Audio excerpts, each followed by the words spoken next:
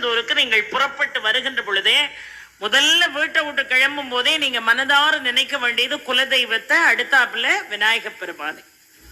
முருகனை பார்க்கறதுக்கு முன்னாடி நீங்க போக வேண்டிய இடம் எது? மூவர் சமாதி. முதல்ல இங்க வந்து கடலில் நீராடி விட்டு அதற்கு பிறகு நாழிக்கிணறுல போய் நீராடுறோம். ஆனால் பழமையான நூல்கள் என்ன சொல்கிறது என்பதையும் நான் சொல்லிடுறேன். இப்ப நம்மகிட்ட இருக்கக்கூடிய பழக்க வழக்கம் நேர கடல்ல போய் குளிப்போம்.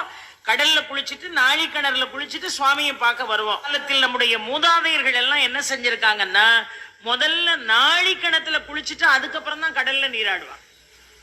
சூரனை வதம் செய்த பிறகு தேவாதி தேவர்களுடைய தாகங்களை நீக்குவதற்காக தன் கையில் இருக்கக்கூடிய வேலை கொண்டு தோண்டியதுதான் இந்த கந்த புஷ்கரணி. அதுல தண்ணி தேங்காய் தண்ணி மாதிரி இருக்கும். நீங்கள் முதலாவது பார்க்க வேண்டியது மூவர் சமாதி.